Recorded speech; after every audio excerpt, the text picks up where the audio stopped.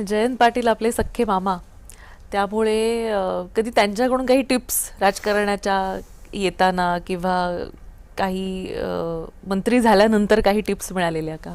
कारण ते देखील होते मंत्रिमंडळात. टिप्स असं नाही, पण त्यांच्याकडे बघून माणसं, मी कायम अगदी माझा विरोधक जरी कोणी असेल तरी त्याच्याकडनं शिकण्याचा प्रयत्न करतो.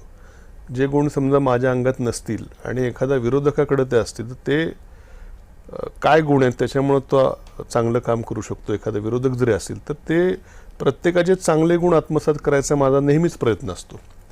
त्यामुळं जयंत पाटील साहेब तर हे निश्चितपणे एक उत्तुंग, महाराष्ट्रातलं एक उत्तुंग व्यक्तिमत्व आहे. म्हणजे सगळ्याच बाबतीमध्ये एक अष्टपैलू व्यक्तिमत्व खरं म्हणेन. माझे मामा म्हणून मी असं म्हणत नाही, पण एक जवळून बघायचा मला जो योग आला, म्हणजे कदाचित मी भाचा असल्यामुळे जास्त जवळून बघितलं असेल, पण प्रत्येक विषयातला असलेला अभ्यास, एक शांतपणा, संयमीपणा असेल, एक दूरदृष्टी असेल, एक विजनरी नेतृत्व असेल, इनोव्हेशन असेल, अशा प्रत्येक बाबीमध्ये आणि कुठल्याही विषयावर तुम्ही बोलायला सांगितलं तरी प्रत्येक विषयावरती त्यांचा अभ्यासाशिवाय कुठला असं कधी त्यांचं हे विषय नसतो.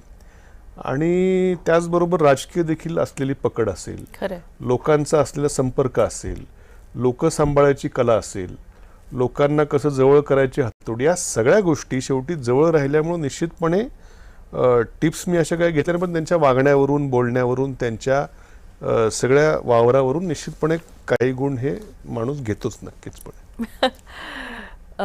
तुम्ही म्हणताय की त्यांच्यासाठी हा सुखद धक्का नव्हता तुमचं भाजपमध्ये येणं, पण तुमच्या करिअरला एक वेगळं वळण प्राप्त होतंय आणि त्यातून काहीतरी नेता म्हणून किंवा तुमच्या मतदारसंघाला म्हणून सत्ताधारी पक्षातून काही गोष्टी मिळू शकतील, ह्याचा मामा म्हणून आनंद होता? नाही, मी त्या काळात खरंच सांगतो आमची काही चर्चा झाली नाही. नंतर मात्र मी भेट घेतली जाऊन, नंतर आत्तामध्ये घरी एक दोनदा मी गेलो. तर ठीक आहे, आता शेवटी आता जे झालंय, आता जे जिथं आहेच तिथं व्यवस्थित त्या ठिकाणी करिअर घडवण्याचा प्रयत्न करायचा सल्ला निश्चितपणे त्याने दिला. जाताना काय आम्ही काय हे झालं नाही, पण आता होऊन गेलेला आहे प्रवेश. त्यामुळे आता ज्या ट्रॅकवर असशील तिथं व्यवस्थित आपला सिन्सिअरपणे काम करून तिथं देखील कामाचा ठसा उमटवण्याचा सल्ला मात्र त्यांनी दिला मला.